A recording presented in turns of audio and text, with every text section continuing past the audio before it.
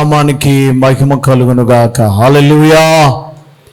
దేవుని నామానికి స్తోత్రాలు. మన ప్రభును రక్షకుడైన యేసుక్రీస్తు వారి యొక్క ఘనమైన శ్రేష్టమైన శుభనామంలో మీ అందరికీ కూడా వందనాలు, శుభాలు. ఈ యొక్క ఉదయకాల సమయంలో దేవుని వాక్యాన్ని ధ్యానం చేయడానికి మన హృదయాల్ని సిద్ధపరచుకుందాం. పరిశుద్ధ గ్రంథము నుండి యెషయా గ్రంథము 6వ అధ్యాయాన్ని మనం తెరిచి ఉంచినట్లయితే అందులో ఉన్న వాక్య భాగాన్ని మనం ధ్యానం చేద్దాం. యెషయా అనేటువంటి ప్రవక్త కాస్త రిచ్ మెన్. ప్రవక్తల్లో పేదవాళ్ళు ఉన్నారు, ధనికులు కూడా ఉన్నారు. ఈయనకి యెషయానైన ధనిక ఉన్నతమైన సంపన్న కుటుంబంలో పుట్టాడు. దేవుడు ఆయన్ని సేవకు పిలిచాడు. ఆయనకి భార్య ఉన్నారు. ఆ భార్యతో మరి బిడ్డలతో ఆయన చేస్తూ కాపురం చేస్తూ దేవుని యొక్క ప్రవచనాన్ని పలికినటువంటి వ్యక్తి. అతి పెద్ద ప్రవక్త అంటే ఇంచుమించు మరి ప్రవక్తలు 5 పెద్ద ప్రవక్తలు, 12 మంది చిన్న ప్రవక్తలు, ఇలాగ 17 మంది మనకి కనిపిస్తారు. 66 అధ్యాయాలు ఉంటాయి. అందుకనే యెషయా గ్రంథాన్ని స్మాల్ బైబిల్ అంటారు, చిన్న బైబిలు అంటారు. ఇందులో 39 అధ్యాయాలు పాత నిబంధన, 27 అధ్యాయాలు క్రొత్త నిబంధనకి సాదృశ్యంగా ఇచ్చారు. 27 అధ్యాయంలో దేవుని యొక్క రక్షణ, సువార్త, యేసు ప్రభు రాకడ, తర్వాత ఆయన రెండవ రాకడ గురించి కూడా రాశారు. మొత్తం అంతా ఉంటుంది ఇందులో. సో ఈవేళ మనము ధ్యానించేటువంటి వాక్యం ఏంటంటే 6వ అధ్యాయానికి మనం వచ్చాం. గాడ్ రివెలేషన్, దేవుని యొక్క ప్రత్యక్షత. దేవుని యొక్క ప్రత్యక్షత చాలా రకరకాలుగా కనిపిస్తూ ఉంటుంది. యెషయా గారు, ఈ ప్రవక్త దేవుని ప్రత్యక్షత చూస్తున్నాడు. 1, 2, 3 వచనాల్లో ఐజయా వాట్ హీ సా, ఏం చూశాడు, వాట్ హ్యాపెన్, ఏం జరుగుతుందో ఏం చూసి అక్కడ ఏం జరుగుతుంది అనేది చూశాడు. 3వది ఆయన రెస్పాన్స్, హౌ టు రెస్పాండ్, ఎలా రెస్పాండ్ అయ్యాడు దానికి అనేది మన వర్తమానంలో ఉంటుంది. ఏం చూశాడు అని అంటే, యెషయా రాజైన ఉజ్జియా మృతి నొందిన సంవత్సరమున అత్యున్నతమైన సింహాసనమందు ప్రభు ఆసీనుడయుండగా నేను చూచితిని. ఆయన చొక్కా అంచులు దేవాలయమున నిండుకొనిను.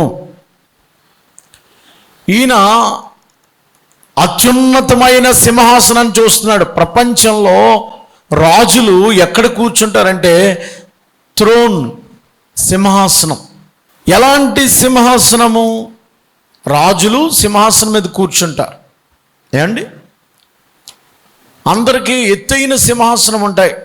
ఒక్కొక్క న్యాయాధిపతులకి, జడ్జెస్కి పెద్ద సింహాసనం ఉంటుంది అక్కడ దర్బార్ మీద కూర్చున్నప్పుడు. అలాగే మన రాష్ట్రపతి, ప్రెసిడెంట్ గారికి పెద్ద సీట్ ఉంటుంది ఎక్కడికి వెళ్ళినా. ఆల్ నేషన్స్ ప్రెసిడెంట్స్ కూడా సీట్లు పెద్ద వేస్తారు. ఈ అన్ని above all the thrones, the highest throne is our lord.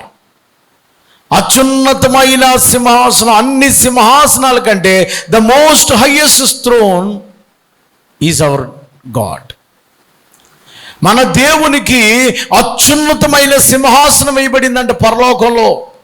ఆయన సింహాసనం మీద కూర్చోవడం చూశాడు.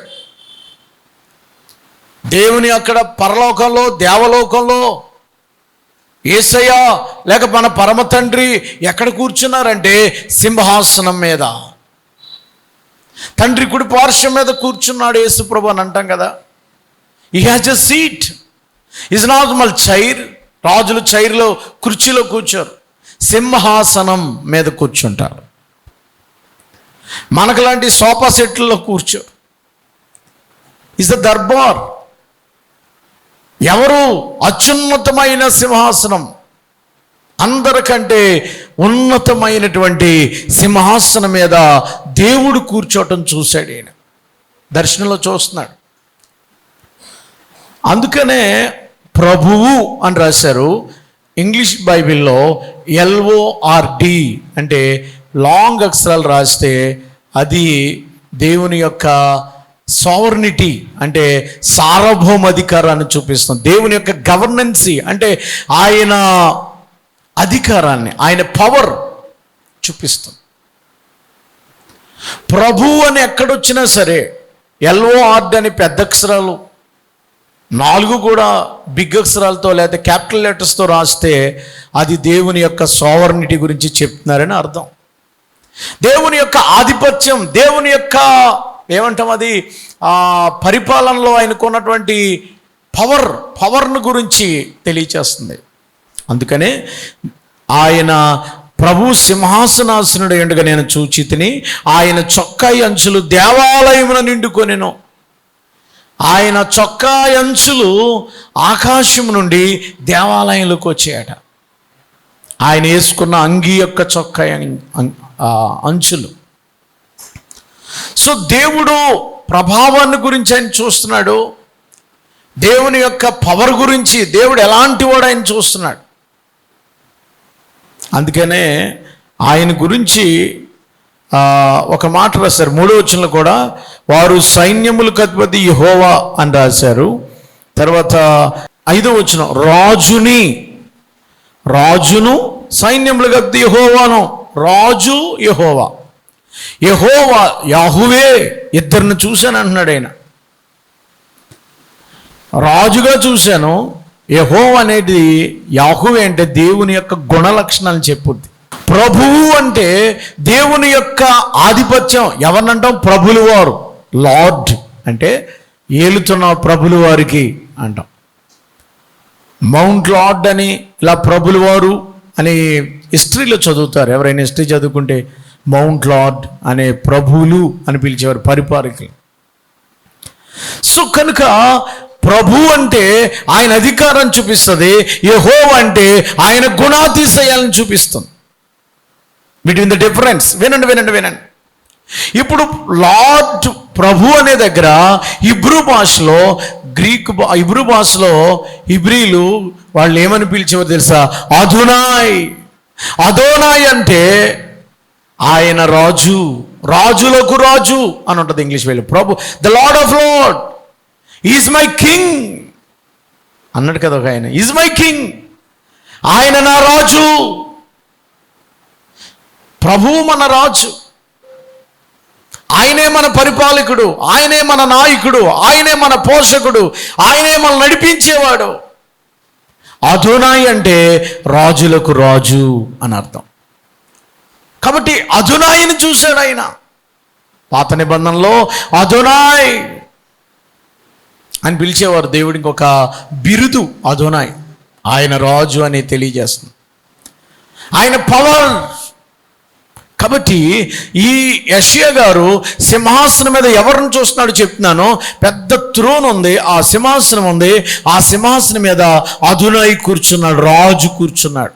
ఎందుకు ఈ సీన్ చూశాడంటే, మొదటి వచనంలో రాజైన ఉజ్జియా మరణించిన తర్వాత 52 సంవత్సరాలు పరిపాలించాడు ఉజ్జియా, 52 years. 16వ సంవత్సరంలో రాజు అయిపోయాడు. 52 సంవత్సరాలు పరిపాలన చేశాడండి, 52 years. అటువంటి రాజు లేడు. ఆయన గొప్ప రాజు అదోనాయ్. ఆయన రాజు చనిపోయాడు, ఈయన ఖాళీ అయిపోయింది సింహాసనం. గ్రేట్ లార్డ్ ఉజ్జియా 52 సంవత్సరాలు యుద్ధాలు చేశాడు, అశ్షూరుల్ని ఓడించాడు, దేశాన్ని ఎస్టాబ్లిష్ చేశాడు, దేశం పేరు ఉన్నతమైనలోకి తీసుకొచ్చాడు ఉజ్జియా అనేటువంటి రాజు. దినవృత్తాంతాల గ్రంథం 26వ అధ్యాయంలో ఉంటుంది, 2 దినవృత్తాంతాల గ్రంథంలో. అయితే ఉజ్జియా ఆల్ ఆఫ్ సడన్గా మరణించాడు. ఎందుకనంటే ఆయన చిన్న పొరపాటు చేశాడు దేవుని సన్నిధికి ఎక్కడం వల్ల. ఇప్పుడు ఉజ్జియా రాజులు అంటే వస్తాడా? ఎవరు వస్తారు? సింహాసనం ఖాళీ అయిందని ఆలోచనలో ఉంటుండగా భూమి మీద ఉన్న సింహాసనాలు ఖాళీ అయిపోతాయేమో కానీ పరలోక సింహాసనం ఉంది నీకు అని దేవుడు యెషయాకు చూపిస్తున్నాడు. ఆ సింహాసనం మీద ఒక రాజు కూర్చున్నాడు. ఆయనే యుగయుగాలకు తరతరాలకు రాజు అవుతాడైనా. అమ్మా, భూమి మీద రాజు లేకపోవచ్చు. రాజు లేకపోతే మనల్ని ఎవరు పరిపాలిస్తారు? మనకు ఎవరు తోడుగా ఉంటారు? మన పక్షంగా ఎవరు మనల్ని నడిపిస్తారు?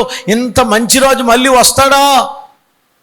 ఇశ్రాయేలుకి అంత పేరు వస్తుందనే డౌట్ వచ్చినప్పుడు దేవుడికి ఈ యెషయాకి ఒక సింహాసనం దేవుడు దర్శనం చూపిస్తున్నాడు. ఆ దర్శనంలో దేవుడే మన రాజు. ఈ రాజులు పోవచ్చు, ఉండొచ్చు, మనకు ఒక రాజు ఉన్నాడు. ఆయన సింహాసనము ఎవర్ లాస్టింగ్ థ్రోన్. అది తరతరాలు ఉండే సింహాసనం అని చూపించడానికి. తరతరాలు ఉండే సింహాసనం ఒకటి ఉంది. ఈ సింహాసనం కాదు, ఆయన నీకు రాజుగా ఉంటాడు. ఇశ్రాయేలుని లేకపోతే ప్రపంచాన్ని నడిపించడానికి ఆయన ఒక రాజు. సో గనుక ఆయన రాజును చూశాడు. దాంతోపాటు ఇంకొకరిని చూశాడు. ఎవరిని? చూడండి, 2వ వచనంలో ఉంది. ఎవరిని చూశాడండి? ఆయనకు పైగా శరాపులు నిలిచి ఉండే. శరాపులు అంటే మహాదూతలు, దేవదూతలు, ఏంజిల్స్, ఆర్కల్ మిఖాయల్, కెరూబులు అంటాడు. అది కూడా ఏంజిల్. శరాపులు, కెరూబులు అంటే ఒకటే అర్థం. ఫైర్ వన్ అని, కాల్చేవాడని అర్థం వస్తుంది అన్నమాట. మహాదూతలు దేవుని యొక్క సన్నిధిలో ఆయన ఒంటరిగా లేడు. కోటాని కోట్లు దూతలు అక్కడ ఉన్నాయి. కోటాని కోట్లు దేవుని సన్నిధిలో దూతలు ఉన్నాయి. మహాదూతలవి. శరూపులు, కెరూబులు ఎన్నో ఆయన సింహాసనం మీద కూర్చుండగా ఎంతో మంది దేవదూతలు అక్కడ శరూపులు నిలిచి ఉండేది. ఒక్కొక్కరికి 6 రెక్కలు ఉన్నాయి. 6 wings, 6 రెక్కలు ఉన్నాయి. ఆ రెక్కలతో వాళ్ళు ఏం చేస్తున్నారు తెలుసా? ఏం చేస్తున్నారమ్మా? ప్రతివాడు 2 రెక్కలతో తన ముఖాన్ని కప్పుకుంటున్నాడు. 2 రెక్కలతో కాళ్ళుని కదా కప్పుకుంటున్నాడు. 2 రెక్కలతో ఎగురుచు ముఖాన్ని కప్పుకున్నారు. ఎందుకు సార్ ముఖాన్ని కప్పుకుంటున్నారు వాళ్ళు?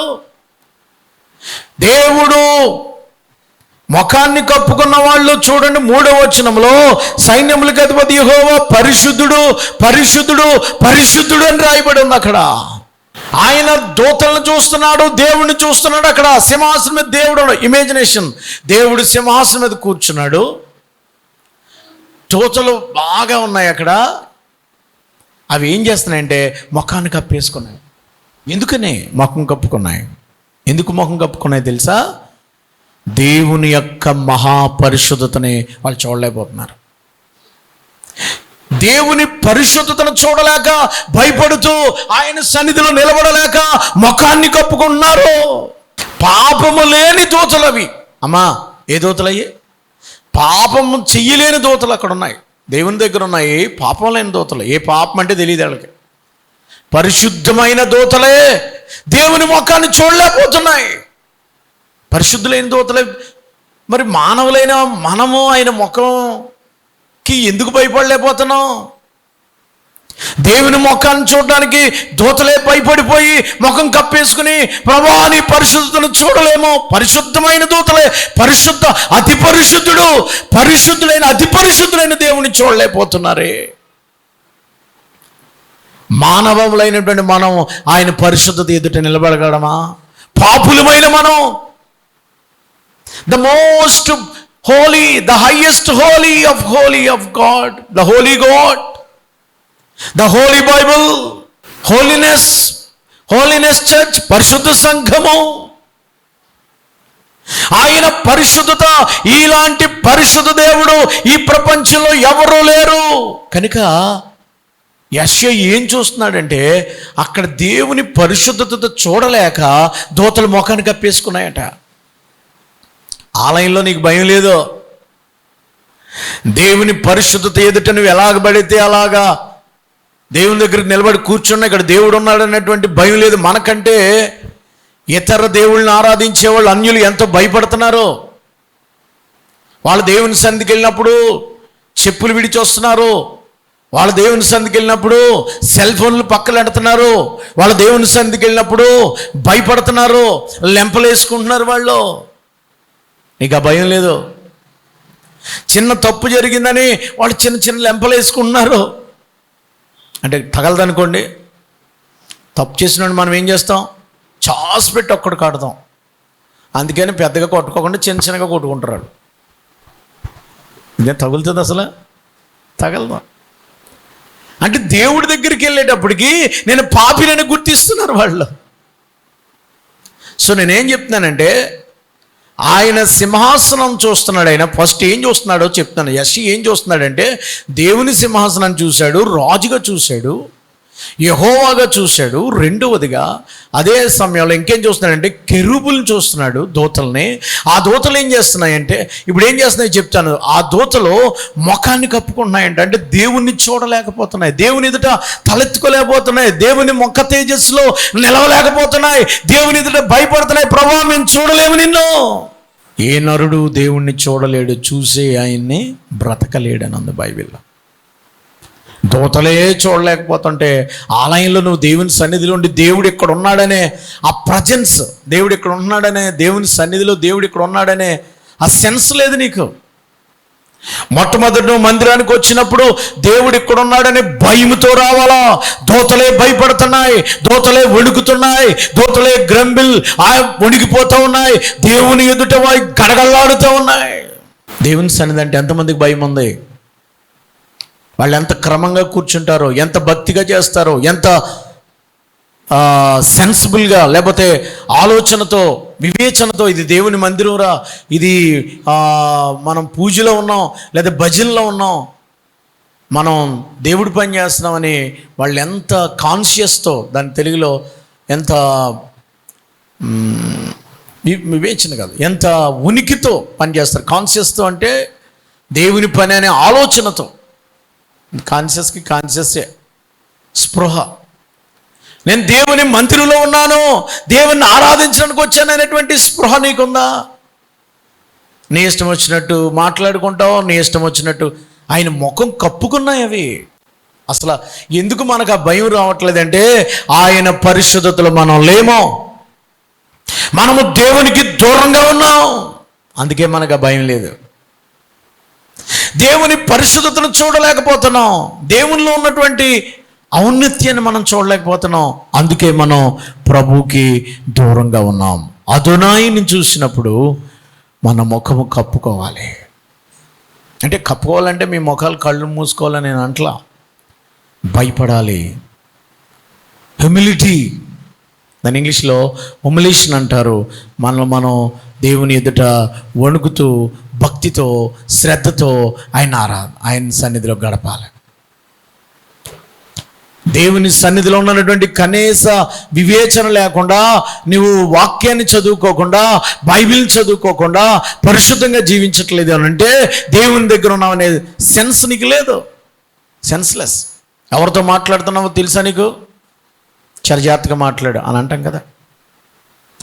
ఎక్కడ కూర్చున్నావు, చాలా జాగ్రత్తగా కూర్చో అని అంటాం కదా. ఎవరు ఎదురుగుండా నిలబడ్డావు, ఎరా పెద్దోడని మాస్టర్ అని భయం లేదంటరా, చేతులు కట్టకూడదంటరా, ఏయ్ పాస్టర్ గారికి వందనాలు చెప్పరా అని అనిపిస్తుంది. మనం చెప్తే కానీ అడిగి రాదు.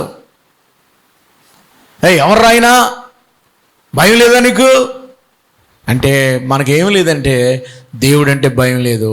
దూతలో ఆ దేవుని యొక్క గొప్పతనాన్ని, ఆ దేవుని యొక్క ప్రభావాన్ని, ఆ ఇన్ఫ్లుయెన్స్ని చూశారు కనుక అవి భయపడుతున్నాయి, ముఖం కప్పుకుంటున్నాయి, కాళ్ళు కప్పుకుంటున్నాయి, దేవుని దగ్గర ఎగురుతా తిరుగుతూ ఉన్నాయి. ఇది ఆయన చూస్తున్నారు. అక్కడ ఏం జరుగుతుంది? What happen in the heaven, పరలోకంలో ఏం జరుగుతుందంటే 3వ వచనం, వారు సైన్యములకు అధిపతియగు యెహోవా పరిశుద్ధుడు పరిశుద్ధుడు పరిశుద్ధుడు సర్వలోకమైన మహిమతో నిండి ఉన్నదని గొప్ప స్వరముతో గాన ప్రతిగానములు చేయుచుండిరి.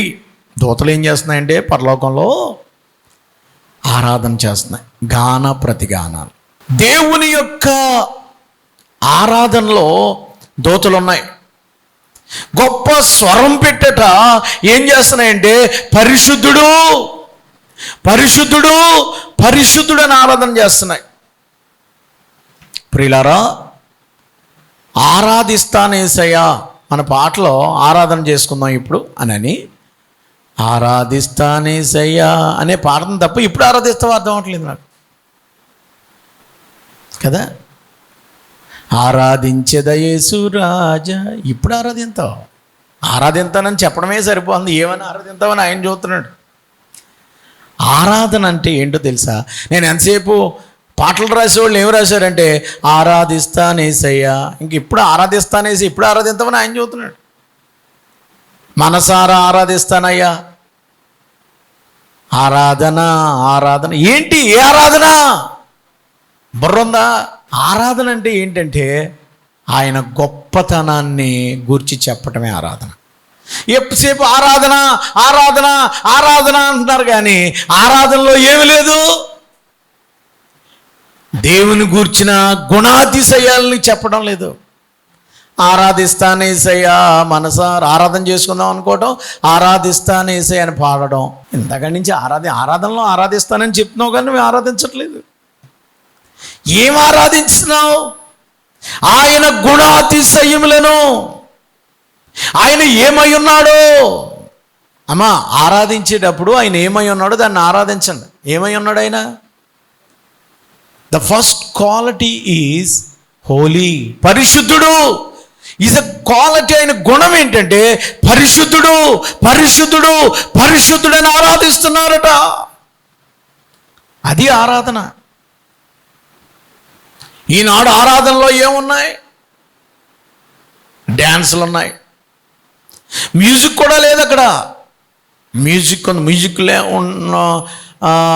ఉండటం తప్ప నేను అంటలేదు, మ్యూజిక్ ఉండాలి, అన్నీ ఉండాలి. కానీ ఆరాధనలో ఏం మిస్ అవుతున్నాం అంటే దేవుని గూర్చి పాడడం మిస్, ఆయన గుణాతిశయాలు మిస్ అవుతున్నాం, ఆయన గొప్పతనం, ఆయన క్వాలిటీస్. యెహోవా వచ్చేటప్పటికి ఆయన క్వాలిటీస్ ఏంటి? మొట్టమొదటి క్వాలిటీ ఏంటంటే ఆరాధనలో పరిశుద్ధుడు. ఇలాంటి పరిశుద్ధుడి ప్రపంచంలో ఇంకెవరు లేరు. Hour God is Holi God. ఏమర్థం అవుతుందండి బయట వాళ్ళకి పరిశుద్ధత గురించి? బైబిల్ ఒక భూత పుస్తకం అని చెప్పే వాళ్ళకి ఆయన పరిశుద్ధులని ఈ గ్రంథం వాళ్ళకి ఎలాగ అర్థం అవుద్ది? ఆయన ఆదికాండం నుంచి ప్రకటన గ్రంథం వరకు ఆయన రాసిందేంటి? పరిశుద్ధత గురించే కదా. తన బిడ్డలు పరిశుద్ధంగా ఉండాలని ఆయన పరిశుద్ధత గురించి రాశాడు. రెండవదిగా, మొదటి పాయింట్లో దేవుణ్ణి చూశాడు, స్వరూపుల్ని చూశాడు. రెండో పాయింట్లో ఏం జరుగుతుందంటే ఆరాధన జరుగుతుంది. ఏం ఆరాధన అంటే పరిశుద్ధుడు పరిశుద్ధుడు పరిశుద్ధుడు అని ఆరాధన చేస్తున్నారట. ప్రియులారా, మన దేవుడు పరిశుద్ధుడు. Hour God is Holi. ఆయన పరిశుద్ధతను గురించి ఆరాధించు. ప్రియులారా, దేవుని పరిశుద్ధత 11వ అధ్యాయం, లేవీకాండము 11వ అధ్యాయం 44వ వచనం, మొదటి పేతురు పత్రిక 1వ అధ్యాయము 18వ వచనం చదువుతారా? నేను మీ దేవుడైన యెహోవాను, నేను పరిశుద్ధుడు కనుక. ఆయన పరిశుద్ధుడు ఇస్ ద క్వాలిటీ. ఆయనలో ఉన్న, యేసయ్యలో లేకపోతే ఉన్నటువంటి ప్రధానమైనది ఏంటంటే ఆయన పరిశుద్ధుడు. మన యెహోవా యాహువేలో ఉన్నటువంటి ఆ యెహోవా తండ్రి దేవునిలో ఉన్నటువంటి మొట్టమొదటి గుణం ఏంటంటే ఆయన పరిశుద్ధుడు. తర్వాత కృప, తర్వాత గ్రేస్, తర్వాత కరుణామయుడు, తర్వాత కనికర సంపన్నుడు, తర్వాత స్వస్థపరిచేవాడు. ఇవన్నీ ఉన్నాయి, నేను కాదంట్లా. కానీ మొట్టమొదటి ఇచ్చేది ఏంటంటే మన దేవుడికి పరిశుద్ధతయే. ప్రపంచంలో ఎన్నో మత గ్రంథాలు ఉన్నాయి, ఎంతోమంది దేవుళ్ళని పిలువబడుతున్నారు ఈ ప్రపంచంలో. ఒక్క గ్రంథంలో పరిశుద్ధత గురించి చెప్పారేమో చూడండి. ఒక్క గ్రంథంలో నేను పరిశుద్ధుడని ఏ దేవుడైనా చెప్పాడా? చూపించండి. ఒక్క గ్రంథానికి పరిశుద్ధ గ్రంథం అని పేరుందా? లేదు. ఎందుకంటే ఆ గ్రంథాలలో పరిశుద్ధత లేదు. దేవుడికి ఒకటి ఉండాలి. ఇలా చూడండి, దేవుడు రాజు అయి ఉన్నాడు. ఈ ప్రపంచాన్ని, సృష్టిని, సమస్తాన్ని ఆయన ఏలుతున్నాడు, తిప్పుతున్నాడు, కాలచక్రాన్ని తిప్పుతున్నాడు, సృష్టిని ఆయన ఏలుతున్నాడు. ఓకే, అర్థమైంది అక్కడ వరకు? దేవునికి స్తోత్రం. మొదట ఆయన రాజు కదా, మొదట 2 వచనాలు 3 వచనాలు ఏం కనపడుతుంది? ఆయన రాజు అని కనపడుతుంది. 3 వచనంలో ఆయన ఎలా కనపడుతున్నాడు? పరిశుద్ధుడిగా కనపడుతున్నాడు. రాజుకి పరిశుద్ధత లేదనుకో, దేశాన్ని ఎలా పరిపాలిస్తాడు? పరిపాలించే రాజు పరిశుద్ధుడు కాకపోతే దుర్మార్గంగా పరిపాలిస్తాడు, అపవిత్రంగా పరిపాలిస్తాడు. కానీ మన రాజు, మన దేవుడు, మన దేవుడైన రాజు, మన ప్రభు అయిన యెహోవా, మన రాజు అయిన యెహోవా, ఆయనకున్నది పరిశుద్ధతో పరిపాలిస్తాడు. అందుకే దేశం పరిశుద్ధంగా ఉంటుంది, దేశం బాగుపడదు. రాజుకి కనుక పరిశుద్ధత లేకపోతే, రాజుకి కనుక నీతి లేకపోతే, రాజుకు కనుక న్యాయం లేకపోతే, రాజుకు కనుక మంచితనం లేకపోతే, దుర్గుణాలుంటే, చెడ్డ మనసుంటే, దుర్మార్గుడైతే, అపవిత్రుడైతే, యథా రాజా తథా ప్రజ, దేశమంతా నాశనం అయిపోతే. The only one and God, hour Jesus Christ, the holy God, ఆయన ఒక్కడే పరిశుద్ధుడు. ఈ ప్రపంచంలో తరచి తరచి తరచి తరచి చూసిన ఏ దేవుణ్ణి చూసినా సరే ఏదో ఒక అపరిశుద్ధత కనిపిస్తూనే ఉంటుంది. కానీ మన తండ్రి అయిన దేవుళ్ళో, యాహోవేలో పరిశుద్ధత, మరి అపవిత్రత కనపడదు, పరిశుద్ధతే కనపడుతుంది. యేసయ్యలో ఏం కనిపిస్తుంది? యోహాను సువార్త 4వ అధ్యాయంలో, నాలో పాపముందని మీలో ఎవరైనా నేరస్థాపన చేయగలరా? Our Christ is the holy. ఆయన ఎవరమ్మా? పరిశుద్ధుడైన దేవుడై ఉన్నాడు. ప్రియులారా, ఆయనలో సమరయ స్త్రీ దేవునిలో పరిశుద్ధతను చూస్తుంది. అందుకే ప్రభువు వారు సవాలు విసిరారు, నాలో పాపముందని మీలో ఎవరైనా నేరస్థాపన చేయగలరా? నాలో అపవిత్రత ఉందని మీలో ఎవరైనా నిరూపించగలరా? ఎస్, ఆయనలో పాపమేమీ లేదు, ఆయనలో పాపమేమీ లేదని పరిశుద్ధుడు. పరిశుద్ధాత్మ వలన నువ్వు గర్భవతి అయి కుమారుణ్ణి కంటావు. అంటే యేసుప్రభువు వారు పరిశుద్ధుడిగా పుట్టాడు. ఆయన జన్మలో పరిశుద్ధత, ఆయన ప్రవర్తనలో పరిశుద్ధత. సో నేను ముందుకెళ్తున్నాను. దోతలు అక్కడ దేవునిలో ఏం చూసినాయి అంటే పరిశుద్ధతను చూశాయి. అమ్మా, మీ దేవుడిలో ఏం చూశారు మీరు? మనం ఎప్పుడు ఏం చూస్తామంటే కృప చూస్తాం. కృపయే, కృప ఉంటే సరిపోద్ది మనకు. ఆయన పరిశుద్ధత గురించి ఎవరో పాడరు. పరిశుద్ధత మీద కొన్ని పాటలు చెప్పండి. అది పెళ్లికి పరిమితం చేశారు. ఆ పాటకెళ్ళి పెళ్లి కోసం రాయలేదు ఆయన. ఎవరో పరిశుద్ధ పరిశుద్ధ పరిశుద్ధ ప్రభువా, వరదూత లైనా నిన్ వార్నింపగలరా? వరదూత లైనా నిన్, వరదూత లైనా నిన్, వరదూత లైనా నిన్ వార్నింపగలరా? అందులో పెళ్లికి సంబంధించింది ఏమన్నా ఉందా? ఆయన పెళ్లి గురించి రాయలేదు. ఏం రాశారు అందులో? పెళ్లి కొడుకు వస్తున్నాడు అని అందులో ఏమన్నా ఉందా అసలు? అక్కడ పరిశుద్ధ పరిశుద్ధ పరిశుద్ధ ఎన్నిసార్లు రాశారు ఇక్కడ? హోలీ హోలీ హోలీ ఎన్నిసార్లు ఉందమ్మా అక్కడ? యెషయా గ్రంథము 6వ అధ్యాయంలో 3వ వచనమేనా? ఎన్నిసార్లు ఉంది అక్కడ? ఎక్కడ ఎన్నిసార్లు రాశారు ఈ పాటలో? కనెక్షను. తండ్రి కుమార పరిశుద్ధాత్మ దేవుడు పరిశుద్ధుడు. మనం పాడతాం కానీ ఆ పాటలు దేవుణ్ణి ఆరాధించట్లేదు. వరదూతలు కూడా నిన్ను వర్ణించలేరయ్యా అని ఉంది అక్కడ. వరదూతలైనా నిన్ను వరదూతలు కూడా వర్ణింపగలరా? Question mark. వాళ్ళు కూడా నీ పరిశుద్ధతను గురించి చెప్పలేరు. నేనేం చెప్పగలను? ప్రియ దేవుని బిడ్డలారా, వరదూతలు కూడా నిన్ను వర్ణించలేరు. తర్వాత శరణంలో వేశాడు. తర్వాత ఏంటి? పరిశుద్ధ తనయుడ నరరూప రూపదారుడా పరి తనయుడ నరరూపదారుడా లాను రక్షించు కరుణా సముద్ర నరులను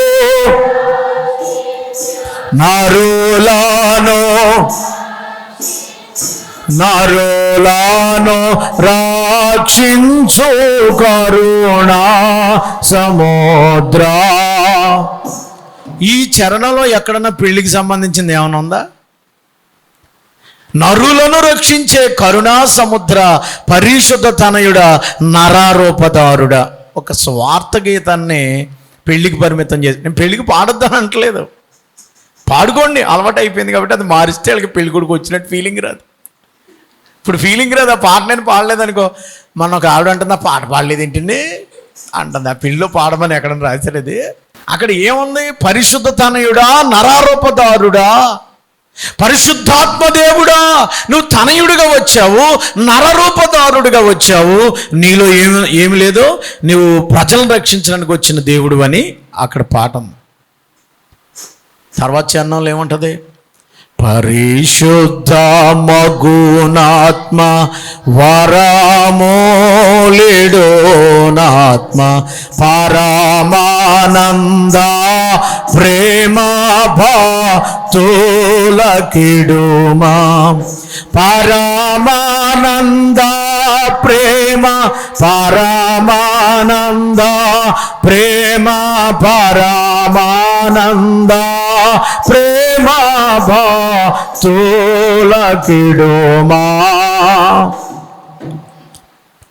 పరిశుద్ధాత్మ దేవుడా, నీ పరమానంద ప్రేమ నీ భక్తులకి ఇవయ్యానుంది. చివరి చరణంలో జనాకాక కుమారాత్మ లనుయాక దేవ, తండ్రి కుమార పరిశుద్ధాత్మ దేవుడా ఘనమహిమ చెల్లును నీకు అని ఉంది. అంతే, అందులో పెళ్లి గురించి చేసినంత కూడా లేదు. మీరు తెగపాడైపోయి ఫీల్ అయిపోవడంలో ఏమీ లేదు. అందులో ప్రభు గొప్పతనం, ప్రభుని మహింపరచడం. అందుకే ఇక్కడ 3 times రాశాడు హోలీ హోలీ హోలీ, పరిశుద్ధుడు పరిశుద్ధుడు పరిశుద్ధుడని మానక గాన ప్రతిగానాలతో ఆరాధిస్తున్నారట మన దేవుణ్ణి. అంటే మన దేవుడు ఎవరంటే పరిశుద్ధుడైన దేవుడు. ఆయన రక్తం పరిశుద్ధ రక్తం, ఆయన నడక పరిశుద్ధత, ఆయన మాట పరిశుద్ధత, ఆయన ప్రేమ పరిశుద్ధత, ఆయన జ్ఞానం పరిశుద్ధత. Is wisdom is Holi, is love is Holi, is creation is Holi. ఆయన సృష్టి పరిశుద్ధమైంది. ఒక ఆయన ఇలా వ్యాఖ్యానించాడు, ఆయన సృష్టి పరిశుద్ధమైంది, ఆయన ప్రేమ పరిశుద్ధమైంది, ఆయన జ్ఞానం పరిశుద్ధమైంది. నీ జ్ఞానం కుయుక్తి, నీ ప్రేమ పరిశుద్ధమైందేనా? నీ ప్రేమ కుయుక్తితో ఉన్నది, కపట ప్రేమ. యేసయ్య ప్రేమ కపటము లేనిది, స్వార్థము లేనిది, పరిశుద్ధమైన ప్రేమది. నీ ప్రేమలో కలుషితం, కల్మషం, నీ ప్రేమ దుర్నీతిని అపేక్షిస్తుంది. నీ ప్రేమ స్వలాపేక్షణ. నువ్వెందుకు ప్రేమిస్తావంటే రేపొద్దున ఏదైనా ఉపయోగపడతాడని. నువ్వెందుకు రూపాయి ఇస్తావంటే రేపొద్దున నీకు ఏదో కలిసి వస్తుందని. నువ్వెందుకు వాళ్ళ ఇంటికి వెళ్తావంటే రేపొద్దున నీ ఇంటికి వస్తారని. నీకు స్వార్థం, నీకు నీ ప్రేమలో స్వార్థం ఉంది. కానీ క్రైస్ట్ ప్రేమలో మనం ఇంకనూ పాపులమై ఉంటుండగా దేవుడు మనల్ని ప్రేమించాడు. ఆయన ప్రేమలో ఏమి లేదట, కల్మషం లేదు. ఆయన ప్రేమలో ఏమి లేదట, స్వార్థం లేదట. అది దేవుని ప్రేమ పరిశుద్ధం. 3 సార్లు అక్కడ రాశాడు. ఆ దేవదూతలు అక్కడ ఏమని చేస్తున్నాయి? మొదట దేవుని చూశాడు, రెండవది ఆరాధన చేయడం చూశాడు. రెస్పాన్స్ చెప్పి నేను ముగిస్తా.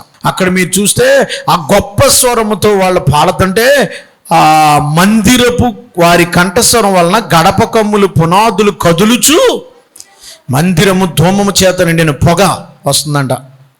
అమ్మా, గడప కమ్ములు కదిలిపోతున్నాయి వాళ్ళు పాడితే. మనం ఆరాధిస్తే, మనం ఆరాధనలో పరిశుద్ధత ఉందా? మన పాడే పాటలో పరిశుద్ధత ఉందా? అందుకే పాటలన్నీ తిరగేస్తాం. ఈ పాట బాగలేదు, ఈ పాట బాగలేదు, ఇది పిచ్చి, ఇది పిచ్చి, ఇది చెత్త, ఇది చెత్త, ఇది చెత్త, అన్నీ చెత్తే. మొత్తం అంతా చెత్తే, పుస్తకం అంతా చెత్తే. ఒక్క పాట కూడా నీకు నచ్చట్లేదంటే ఇది బాగలేదు, ఇది బాగలేదు, ఇది బాగలేదు, ఇది బాగలేదు. పాట దొరకదే అంతకనే. అంటే పాట, నువ్వు పాడే పాట ఎంత దేవుని మహిమ తెచ్చేదిగా ఉండాలి. ఆరాధనలో దేవునికి మహిమ రావాలి. ఆయన మహిమ ఏమవుతుందంటే అక్కడ చూడండి, ఆయన మహిమ ఏమో చూడండి ఒకసారి. యెషయా గ్రంథం 6వ అధ్యాయం 4వ వచనం, 6వ అధ్యాయం 4వ వచనం. ఆయన కంఠస్వరం వలన పరలోకంలో ఉన్న పునాదులు కదులుచు మందిరము ధూమము చేత నిండగా. ఏమా పునాదులు కొలుచు మందిరము ధూమము చేతని వారి కంఠస్వరం. ఎవరి కంఠస్వరం? దూతల కంఠస్వరంతో దేవునికి మహిమ, దేవునికి ఘనత వచ్చేసిన గడప కొమ్ములు కదిలిపోయినాయి అంట. అంత ఆత్మతో సత్యముతో వాళ్ళు దేవుణ్ణి ఆరాధించారు. అంత గొప్పగా దేవుణ్ణి వాళ్ళు ఆరాధించారు. వినాలి వినాలి వినాలి. ఏమండోయ్, మన ఆరాధనలో దేవునికి మహిమ వస్తుందా? ఆయన మహిమ మహిమతో నిండిపోయిందంట. సర్వలోకమైన మహిమతో నిండి ఉన్నదని గొప్ప స్వరంతో పాడుతున్నప్పుడు ఆయనకి మహిమ వచ్చింది. దోమం అంటే పొగ. మనోళ్ళు పాట పాడేటప్పుడు పొగేస్తున్నారు, సడన్గా పొగేస్తున్నారు. పాట పాడేటప్పుడు వేస్తున్నారా పొగ? ఈ డ్యాన్స్లు వేసేటప్పుడు పొగేస్తున్నారు, ప్రసంగం చేసేటప్పుడు కూడా పొగేస్తున్నారు. ఎందుకని? ఆ పొగ రావట్లేదు కాబట్టి ఈ పొగేస్తున్నారు. నిప్పు లేదు ఇక్కడ. పైనుంచి ఆత్మ కలిగించే నిప్పు, ఆత్మాభిషేకము, ఆత్మ ద్వారా ఆ మహిమ రావడాక కింద మనోళ్ళు ఆర్టిఫిషియల్ పొగేస్తున్నారు. పెళ్లి కూతురు వస్తుంటే పొగేస్తున్నారు. స్మోక్ వచ్చి పడి చచ్చిపోయాడు ఎవడో, మన పాటలు పాడినాడు. మీకు తెలుసా సంగతి? మొన్నే పాడాడు కదా.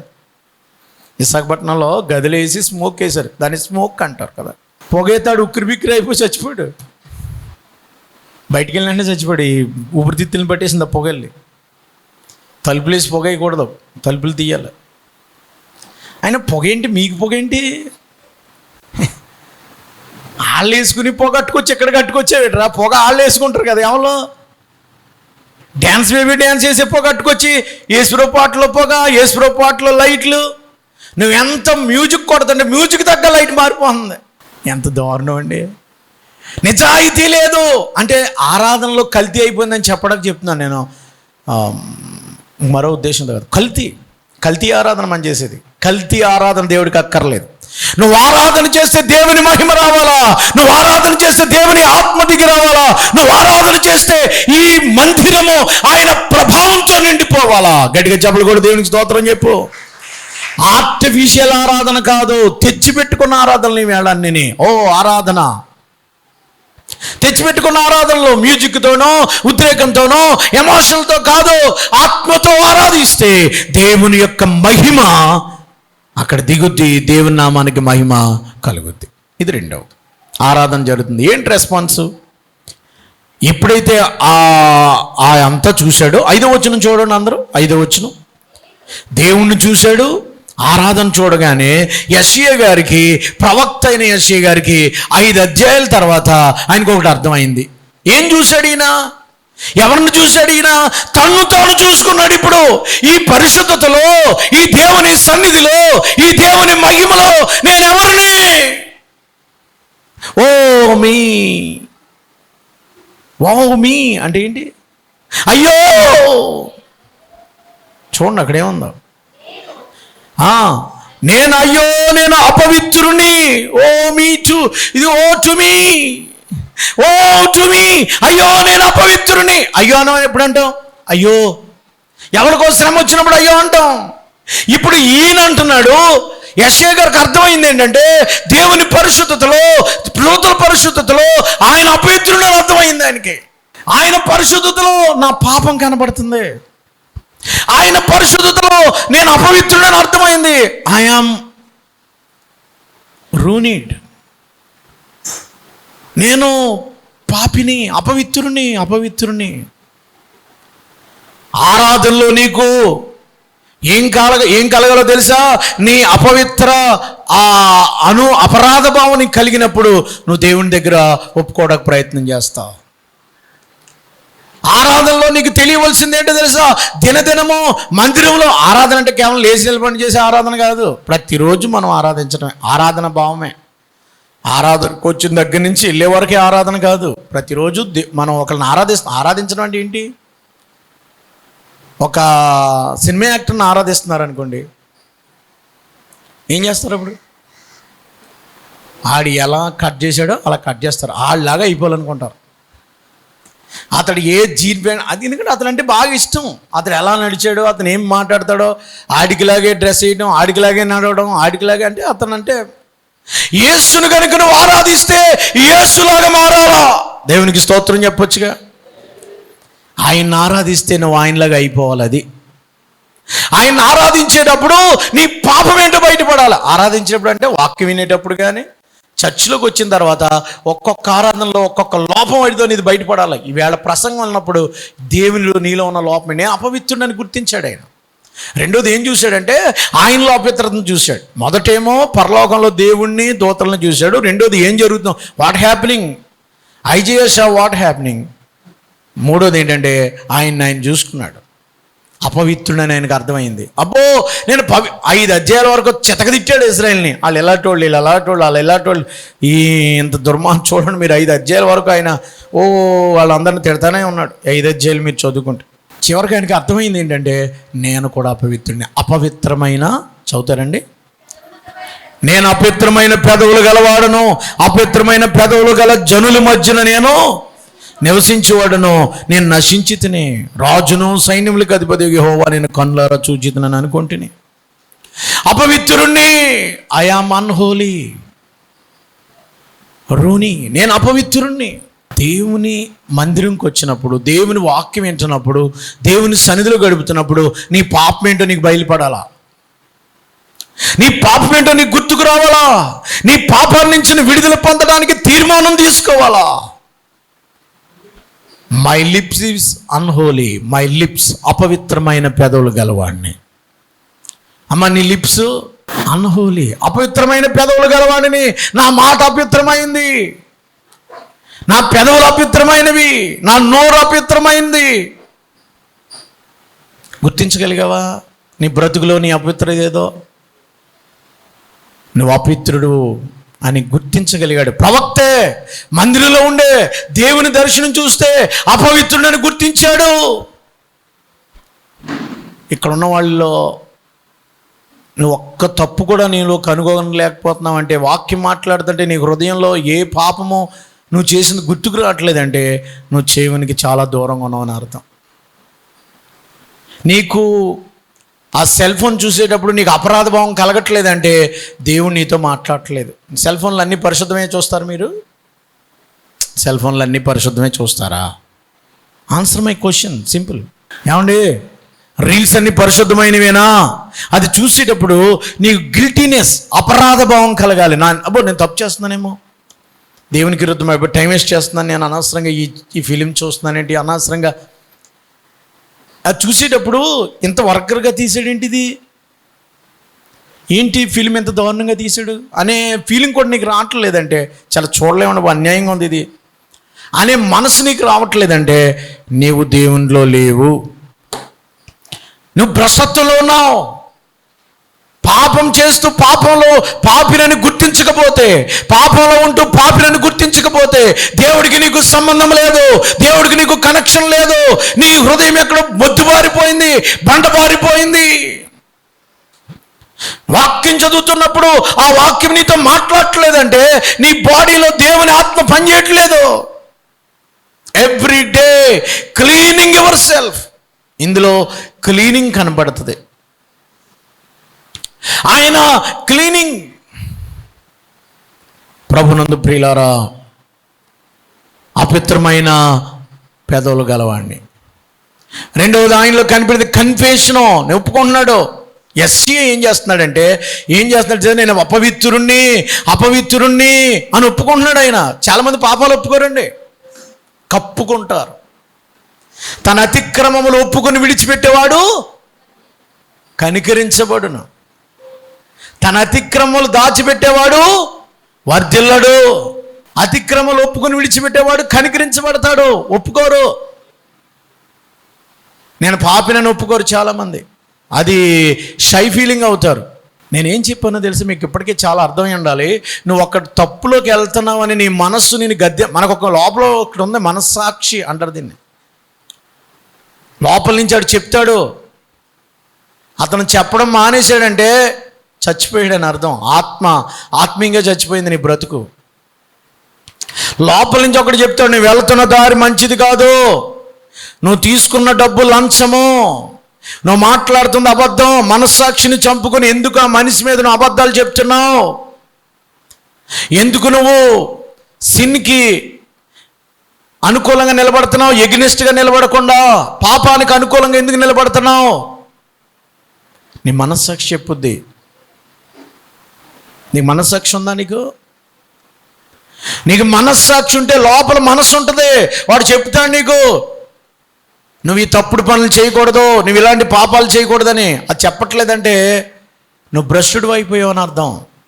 భ్రష్టత్వంలోకి వెళ్ళిపోయావు. దేవుని వాక్యం ఏం చెప్తుందంటే, అతనికి ఏం గుర్తించాడంటే, నేను అపవిత్రుడని గుర్తించి తన పాపాన్ని ఒప్పుకున్నాడు. ఏం చేశాడండి? పాపిని, అపవిత్రుని అమ్మ ఒప్పుకుంటారా?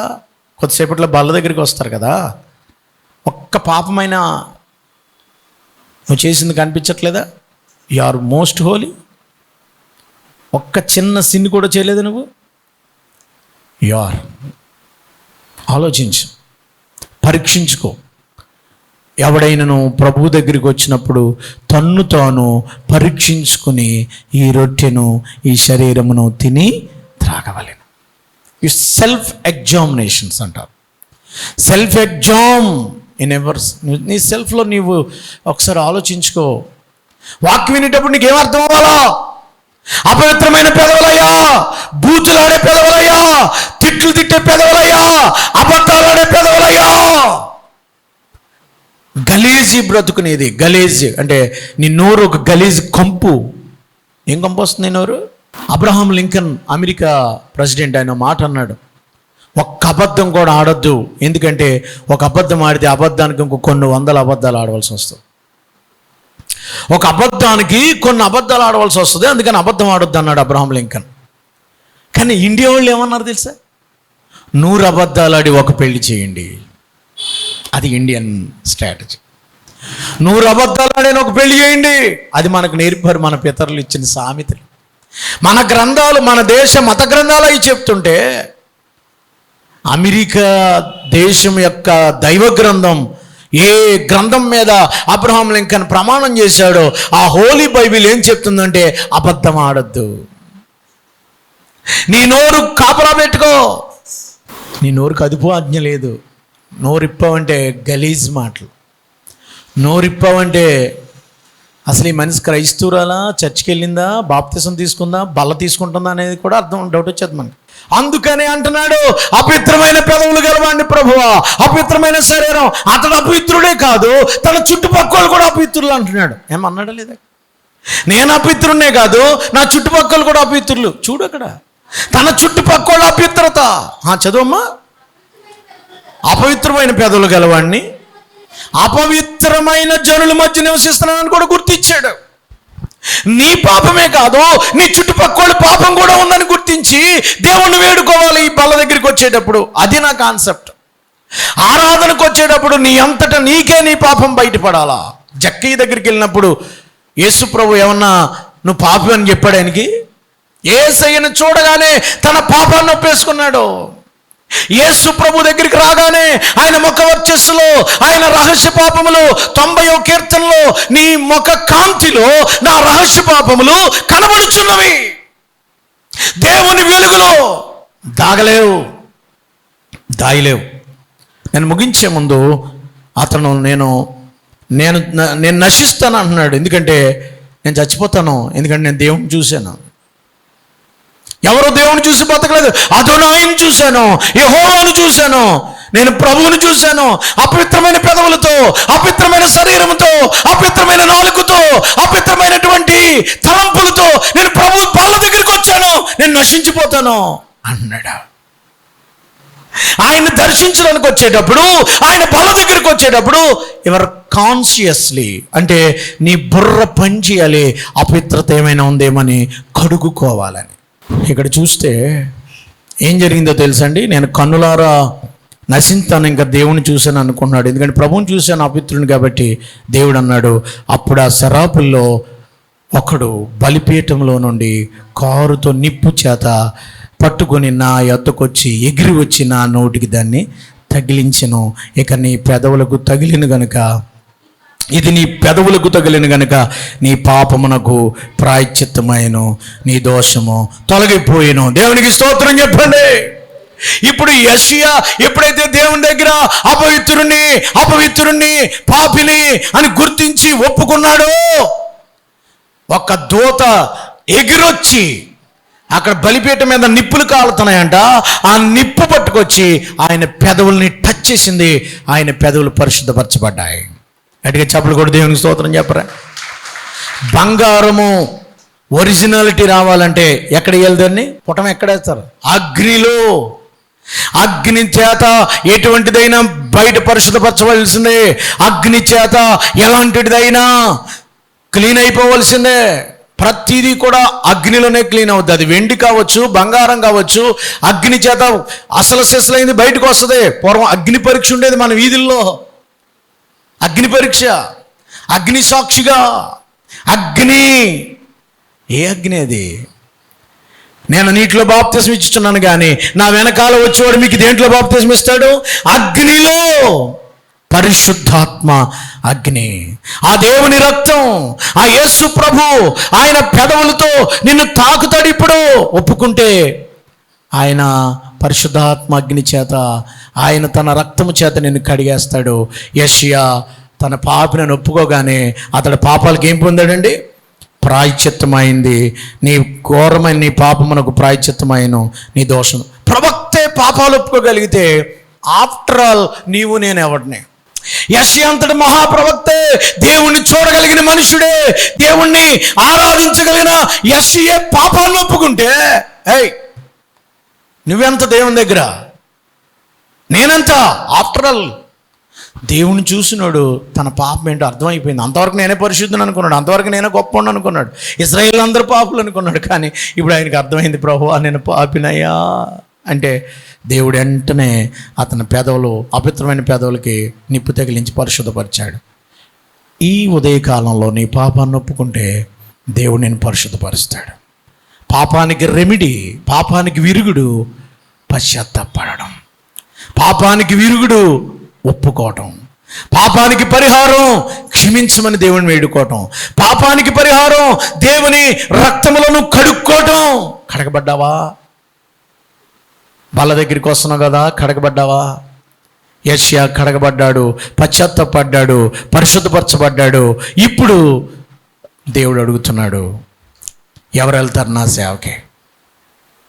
8వ వచనంలో, అప్పుడు నేను ఎవరిని పంపేదను, నా నిమిత్తము ఎవడు పోనని ప్రభు సెలవిగా యెషయా అంటున్నాడు, నేను చిత్తగించము, నేనున్నాను, నన్ను పంపు. ఎవడైనా దేవుని పని చేయాలంటే, ఎవరైనా దేవుని పని చేయాలంటే వాడికి ఉండవలసిన క్వాలిటీ ఏంటి? ఏది? పరిశుద్ధత లేకుండా ఆయన పని చేయకూడదు. పని చేసేవాళ్ళు, నేను దేవుడిని పిలిచేశానన్న పిలుపుకి నీకు కనెక్షన్ లేదు, పరిశుద్ధత లేదు, నిన్ను ఒకటి పిలిచాడు నీ పిల్ల, నీకు పిలిచిలోనే నీకు తెలియదు అసలు.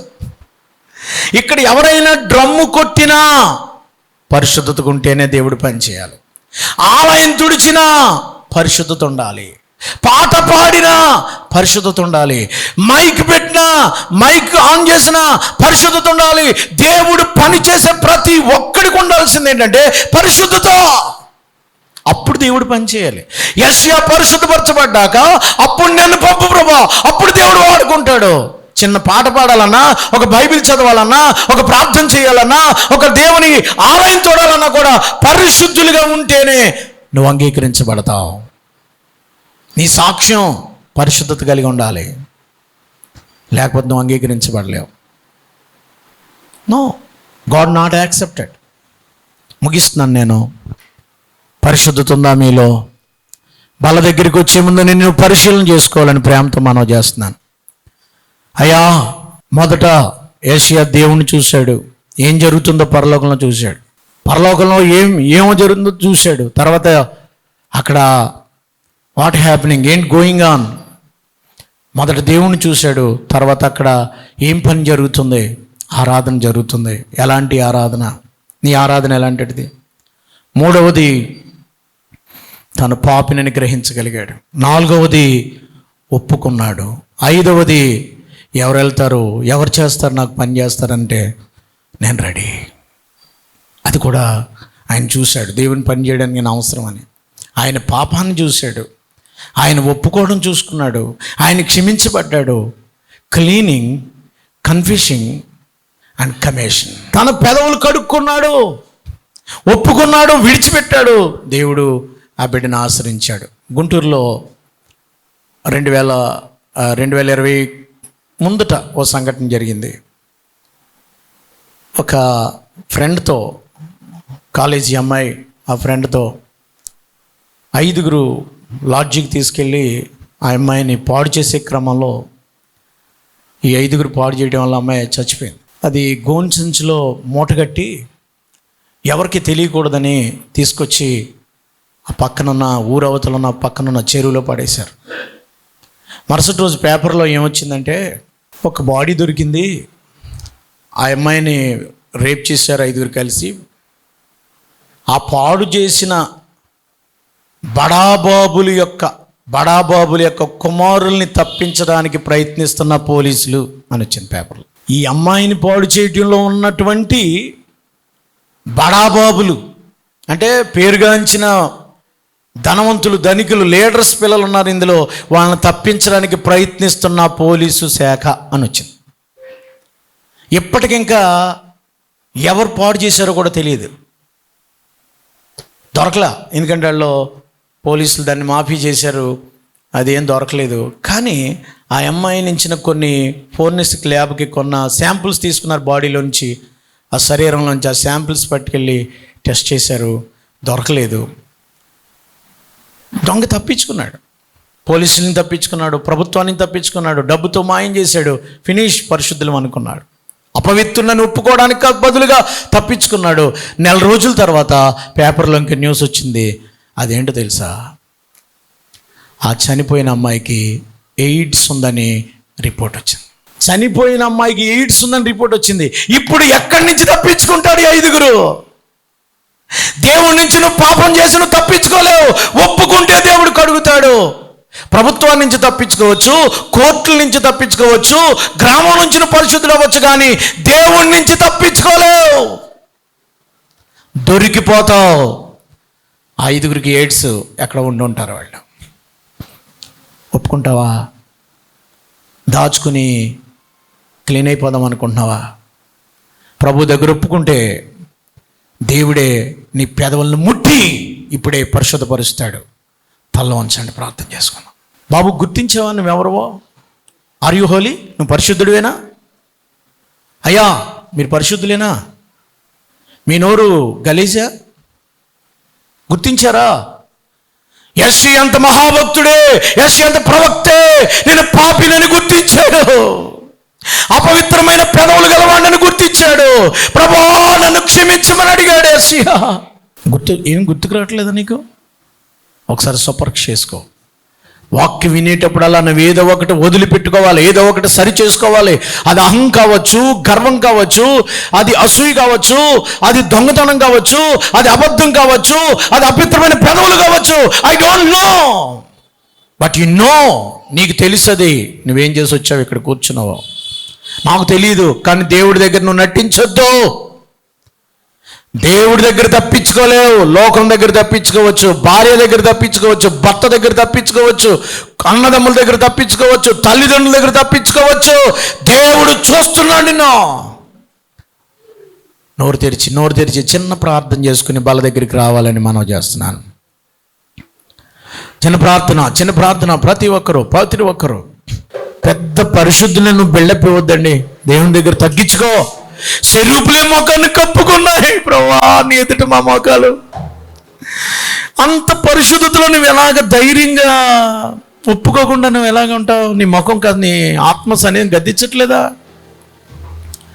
ఫలానా అబద్ధం ఆడాను, ఫలానా మనిషికి దోహం చేశాను, ఫలానా ఏది ఉందో ప్రభువుని అడుగు చూపిస్తాడు. అంటే నువ్వు పరిశుద్ధాత్మ నీలో పనిచేయట్లా, ఆ నిప్పు నీలో రగట్లా, ఆత్మ అగ్ని నిన్ను కదిలించడం లేదో. పరిశుద్ధాత్మ దేవుడు నీలో ఉంటే నీ పాపాన్ని బయట పెడతాడు. మహాపరిశుద్ధుడు అయిన మా తండ్రి, విత్తబడిన వాక్యం ఫలింప చేయండి. యెషయా అపిత్ర పెదవులను ముట్టి పరిశుద్ధపరిచినట్లుగా ఎవరైతే తమ పాప జీవితాన్ని ఒప్పుకుంటున్నారో వారి పెదవులను ముట్టి, వారి హృదయాన్ని ముట్టి పరిశుద్ధపరిచి నీ పని కొరకు వాడుకోమని యేసు నామములో అడుగుచున్నాము తండ్రి. ఆమేన్.